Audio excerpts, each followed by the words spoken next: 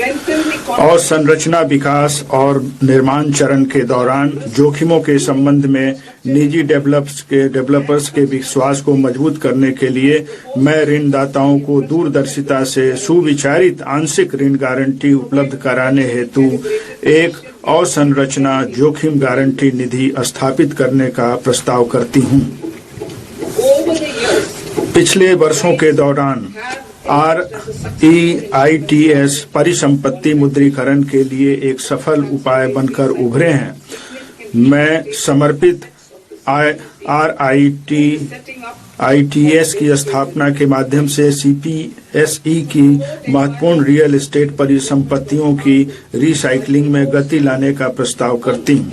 Cargo के पर्यावरण अनुकूल आवागमन को बढ़ावा देने के लिए मैं निम्नलिखित प्रस्ताव करती हूँ। पूर्व में डानकुनी से पश्चिम में सूरत को जोड़ते हुए नया समर्पित मालवाहक कॉरिडोर बनाना, तालचर और आंगुल जैसे खनिज समृद्ध क्षेत्रों तथा कलिंगा नगर जैसे औद्योगिक केंद्रों को पारादीप और धमरा पत्तनों से जोड़ने के लिए उड़ीसा में NW5 से शुरू करते हुए अगले 5 वर्षों में 20 नए राष्ट्रीय जलमार्ग NWU शुरू करना। इसके लिए अपेक्षित जनशक्ति तैयार करने के लिए क्षेत्रीय उत्कृष्ट केंद्रों के रूप में प्रशिक्षण संस्थान स्थापित किए जाएंगे। इससे प्रशिक्षण देने और कौशल प्राप्त करने के लिए जल मार्ग के पूरे भाग में युवाओं को लाभ प्राप्त होगा। इसके अलावा अंतर्देशीय जलमार्गों की जरूरतों को पूरा करने के लिए बनारस और पटना में एक जहाज मरम्मत सुविधा भी स्थापित की जाएगी। अंतर्देशीय जलमार्गों और तटीय पोत परिवहन का हिस्सा 6% से बढ़ाकर 2047 तक 12% करने के लिए रेल और सड़क परिवहन से मॉडल शिफ्ट को प्रोत्साहित करने के लिए एक तटीय कार्गो प्रोत्साहन स्कीम का शुभारंभ करना। अंतिम छोर और दूर दराज के क्षेत्रों को जोड़ने और पर्यटन को बढ़ावा देने के लिए मैं समुद्री विमानों के स्वदेशी निर्माण को प्रोत्साहन करने का प्रस्ताव करती हूँ। प्रचालनों को सहायता उपलब्ध कराने के लिए एक समुद्री विमान VGF योजना भी शुरू की जाएगी। कार्बन कैप्चर उपयोगिता और भंडारण CCUS दिसंबर 2025 में शुरू किए गए रोड मैप के अनुसार बड़े पैमाने पर CCUS प्रौद्योगिकियां विद्युत, इस्पात, सीमेंट और रसायनों सहित 5 औद्योगिक क्षेत्रों में अंतिम उपयोग अनुप्रयोगों में अधिक तैयारी का स्तर प्राप्त करेगा। अगले 5 वर्षों में 20,000 करोड़ के परिव्यय का प्रस्ताव किया गया है। शहरी आर्थिक शहर भारत के विकास, नवाचार और अवसरों के इंजन हैं। अब हम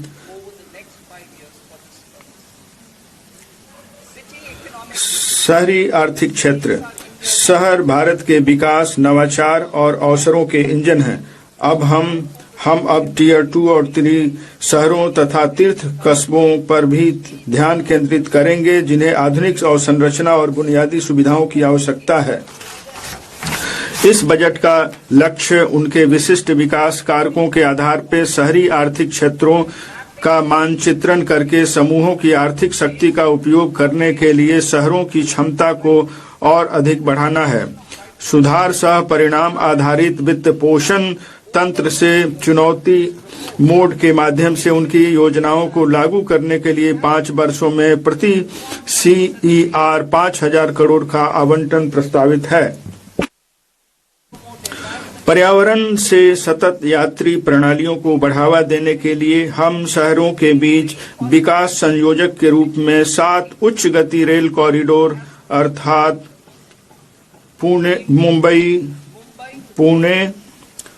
पुणे से हैदराबाद, हैदराबाद बेंगलुरु, हैदराबाद चेन्नई, चेन्नई बेंगलुरु, दिल्ली वाराणसी और वाराणसी सिल्लीगुड़ी विकसित करेंगे।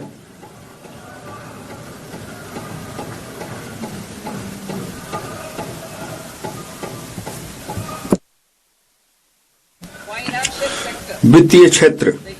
मजबूत तुलन पत्र, लाभप्रदता में ऐतिहासिक उच्च स्तर पर परिसंपत्तियों की बेहतर गुणवत्ता और देश के 98% से अधिक गांवों में कवरेज आज भारतीय बैंकिंग क्षेत्र की प्रमुख विशेषताएं हैं। इस समय हम इस क्षेत्र के सुधार प्रेरित विकास पथ को जारी रखने के लिए जरूरी उपायों के भविष्यवादी रूप से मूल्यांकन करने के लिए बेहतर स्थिति में हैं।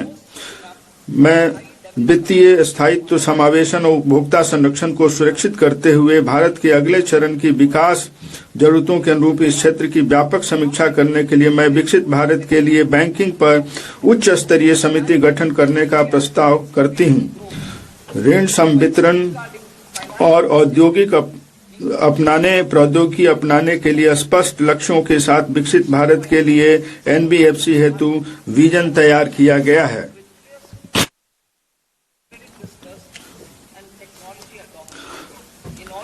सार्वजनिक क्षेत्र के एनबीएफसी में उच्च स्तर प्राप्त करने और दक्षता में सुधार के उद्देश्य से प्रथम कदम के रूप में विद्युत वित्त निगम और ग्रामीण विद्युतीकरण निगम के पुनर्गठन का प्रस्ताव किया जाता है।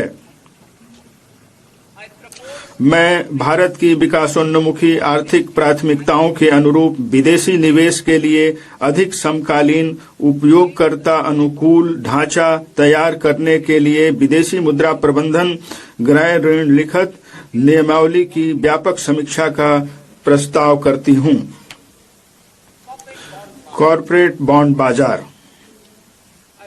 मैं एक ऐसे बाजार निर्माण की संरचना पेश करने का प्रस्ताव करती हूं जहां कॉर्पोरेट बॉन्ड क्षेत्र में निधियों और व्युत्पन्नों के लिए पर्याप्त अवसर हों। मैं कॉर्पोरेट बॉन्डों पर पूर्ण रिटर्न स्वैप शुरू करने का भी प्रस्ताव करती हूं। Municipal bond. बड़े शहरों द्वारा आर्थिक मूल्य के म्युनिसिपल बॉन्ड जारी करने को बढ़ावा देने के लिए मैं 1000 करोड़ से अधिक का एकल बॉन्ड जारी करने के लिए 100 करोड़ के प्रोत्साहन का प्रस्ताव करती हूं। अमृत के अंतर्गत वर्तमान योजना जो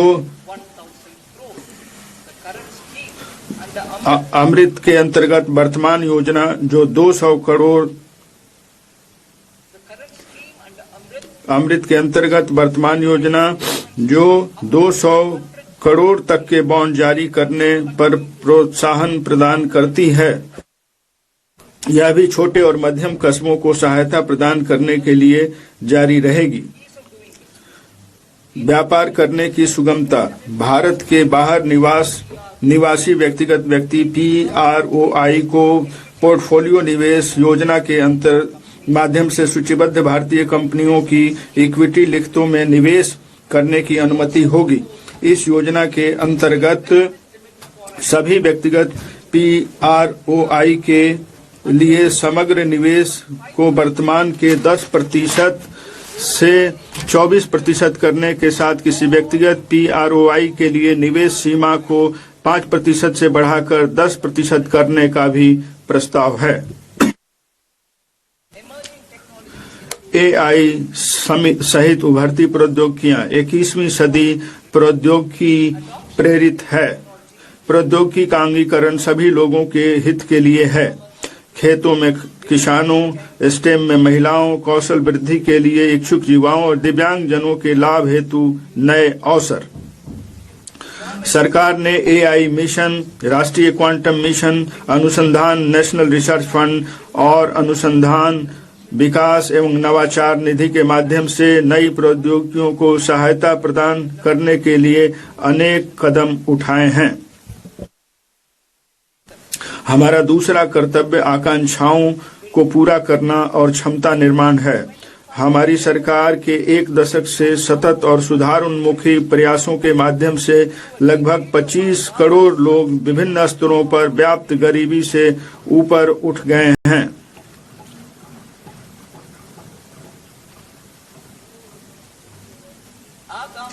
इसलिए हमारी सरकार ने निम्नलिखित उपायों से युवा भारत की आकांक्षाओं को पूरा करने का मार्ग प्रशस्त करने के लिए सेवा क्षेत्र पर फिर से जोर देने का निर्णय लिया है।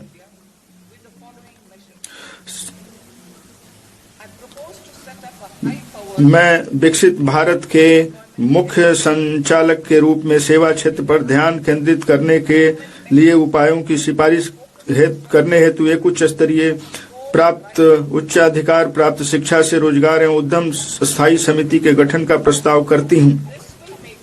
यह हमें वर्ष 2047 तक 10% की वैश्विक हिस्सेदारी के साथ सेवा क्षेत्र में वैश्विक अग्रणी बनाएगा।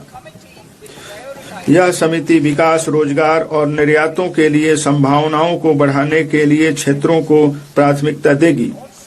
वे नौकरी और कौशल आवश्यकताओं पर AI सहित उभरती प्रौद्योगिकियों का प्रभाव का भी आकलन करेंगे और उसके लिए उपायों का प्रस्ताव करेंगे। विकसित भारत के लिए पेशेवरों को तैयार करना।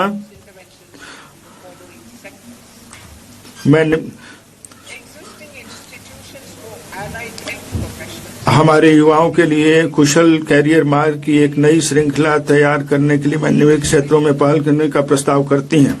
संबंध स्वास्थ्य सेवा पेशेवरों के लिए मौजूदा संस्थानों का उन्नयन किया जाएगा। निजी तथा सरकारी क्षेत्रों में नए HMC संस्थान की स्थापना की जाएगी। इसमें optometry, radiology, anaesthesia, auto applied psychology और व्यवहार संबंधी स्वास्थ्य सहित 10 चयनित विषय क्षेत्रों को शामिल किया जाएगा और अगले 5 वर्षों में 1 लाख AHP जोड़े जाएंगे। वृद्धों की चिकित्सा और संबद्ध देखभाल सेवाओं को शामिल करते हुए एक मजबूत देखभाल सेवा परिवेश बनाया जाएगा।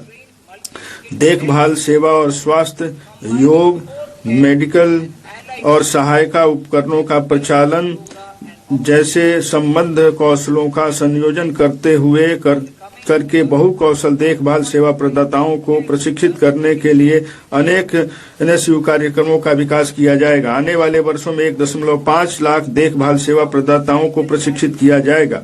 चिकित्सा मूल्यवर्धन केंद्र।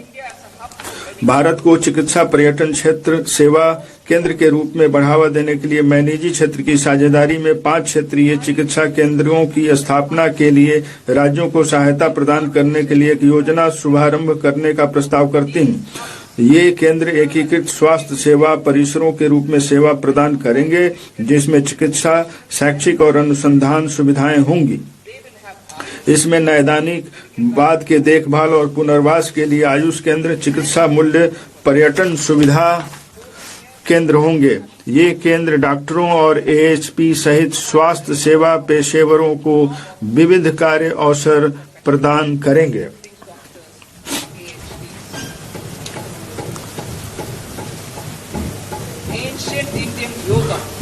प्राचीन चिकित्सा पद्धति। विश्व के विभिन्न भागों में पहले से सम्मान प्राप्त प्राचीन भारतीय योग को व्यापक वैश्विक पहचान तब मिली जब माननीय प्रधानमंत्री इसे UN में लेकर गए। कोविड के पश्चात आयुर्वेद को भी सम्मान, वैश्विक स्वीकार्यता और पहचान मिली है। गुणवत्तापूर्ण आयुर्वेद उत्पादों के निर्माण से औषधीय पौधों की खेती करने वाले किसानों और इनके उत्पादों का प्रशंसन करने वाले युवाओं को मदद मिलती है। बढ़ रही वैश्विक मांगों को कुछ और कदम उठाए जा रहे हैं। मैं 3 नए अखिल भारतीय आयुर्वेद संस्थान स्थापित करने, 2 प्रमाणन परिवेश के उच्च मानकों के लिए आयुष फार्मेसी और औषधि परीक्षण प्रयोगशालाओं का उन्नयन करने और अधिक कुशल कार्मिक उपलब्ध कराने, 3 पारंपरिक दवाओं के लिए साक्ष्य आधारित अनुसंधान, प्रशिक्षण और जागरूकता को बढ़ावा देने के लिए जामनगर में WHO वैश्विक पारंपरिक चिकित्सा केंद्र के उन्नयन का प्रस्ताव करती हूँ। पशुपालन। पशुधन कृषि आय के लगभग 16% का योगदान देता है, जिसमें गरीब और सीमांत परिवार भी शामिल है। पशु चिकित्सा पेशेवरों की संख्या को 20,000 से अधिक करके उनकी उपलब्धता को बढ़ाने के लिए मैं निजी क्षेत्र में पशु रोग विशेषज्ञ और पैरा पशु शल्य महाविद्यालय, पशु अस्पताल, नैदानिक प्रयोगशालाओं और प्रजनन सुविधाओं की स्थापना के लिए एक ऋण संबद्ध पूंजी सब्सिडी सहायता योजना शुरू करने का प्रस्ताव करती हूँ। भारतीय और विदेशी संस्थाओं के बीच सहयोग को भी सुविधाजनक बनाया जाएगा। ऑरेंज अर्थव्यवस्था। भारत का animation, visual effects, gaming, comics, ABGC क्षेत्र एक बढ़ता हुआ उद्योग है, जिसमें वर्ष 2030 तक 2 मिलियन पेशेवरों की आवश्यकता होगी। मैं Indian institute of creative technology Mumbai को 15,000 माध्यमिक विद्यालयों और 500 महाविद्यालयों में एबीजीसी कंटेंट क्रिएटर लैब स्थापित करने में सहायता प्रदान करने का प्रस्ताव करती हूँ।